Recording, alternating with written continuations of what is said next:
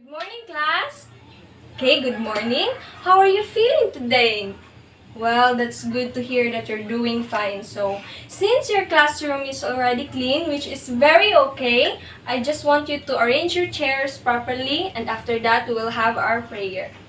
Okay? Any volunteer for our prayer? Yes, Miss De La Torre? Okay, in the name of the Father, the Son, the Holy Spirit. Amen.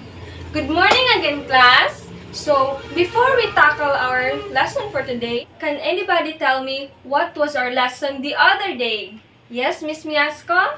Yes, very good, Miss Miasco. Our topic the other day is all about exercise. So now, I have here the drawing in the board, and I want you to observe the drawing, and after that, I have here is incomplete words, and I want you to answer that to get the correct answer. I will give you 5 minutes for that, okay? Okay, time's up. So, what do you think is the incomplete words? Anybody? Yes, Andre. Yes, very good, Andre. The incomplete words is injury, intentional, and unintentional. So, very good. So, class, what are the injuries that you recognize in the drawing? Yes, Maureen? Yes, very good, Maureen. The injuries in the drawing is mostly a person who injured his legs and his arms, and a person who slipped. So, okay, so how can we know if a person is injured? Yes, Matthew? Yes, very good, Matthew. We can know if a person is injured if he or she is not feeling well. Okay, so now discussing our topic. Intentional injury occurs with purposeful intent. So, which means that a person tries to harm herself. So, unintentional occurs without purposeful intent, which means that a person got into an accident. So, according to Community Health Worker Global, unintentional has the most percent with 18.1%, while the intentional injury has 16.9%. That only means that an intentional injury is more serious than intentional injury. Okay, now, so I want you to group yourselves into 5 groups, then discuss with your groups about our topic, then after that, we will have a reporting. I'll give you 10 minutes for that, okay? Okay, very good, reporters. I can see that you have learned something from our lessons today. So, based on your report, explain on how can we distinguish if it's intentional or unintentional injuries. So, okay, anyone? Yes, Brenda?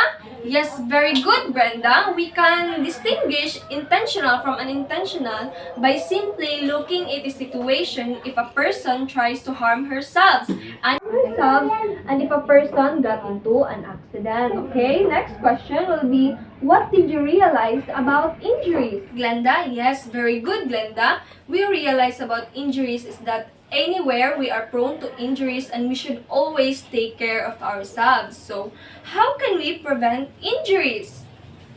Yes, Lone? Yes, very good, Lone. We can prevent injuries by taking care of ourselves and looking for our loved ones so that they will not cause harm to themselves. So, here is a chart that compares and contrasts intentional from unintentional. So, what are their similarities? So, they are alike in terms of injury, harm, and death. This, both intentional and unintentional, can cause these 3. So, how do they differ? They differ with regard to community, individual, and age differences. So, in intentional, community is because of poverty and lack of institution, while unintentional is because if a person lives in a dangerous place. So, individual, it is because of low self-esteem, depression, and unemployment. And so individual in unintentional, it's because of lack of focus. If a person is lack of focus, he or she will get into an accident. So, age differences.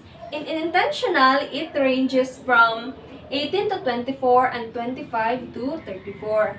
In unintentional, from older people to younger people.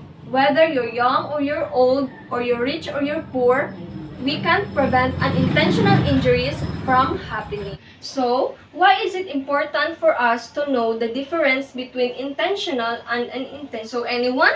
Yes, Athena? Yes, very good, Athena. It is important for us to know the difference, for us to know if a person tries to harm herself or themselves or not.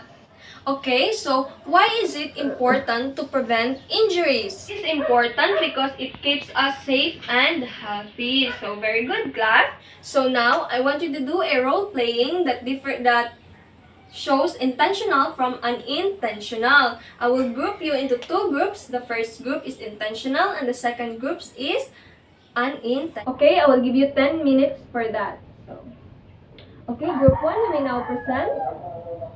Very good, Group 1. What an amazing performance. So, Group 2, it is your turn.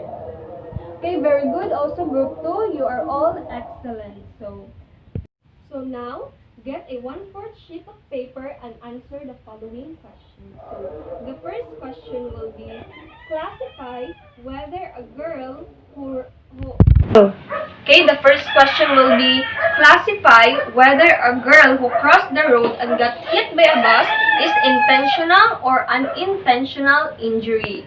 The next question will be, list at least 5 intentional and 5 unintentional injuries. Okay, class, pass your papers in the count of 5. 1, 2, 3, 4, 5. Okay, class, very good. So, I hope you learned something from our lesson today. So, always remember to keep safe always. So, for your assignment, list at least 10 unintentional injuries that happens in your house. Okay, goodbye class and see you again next meeting.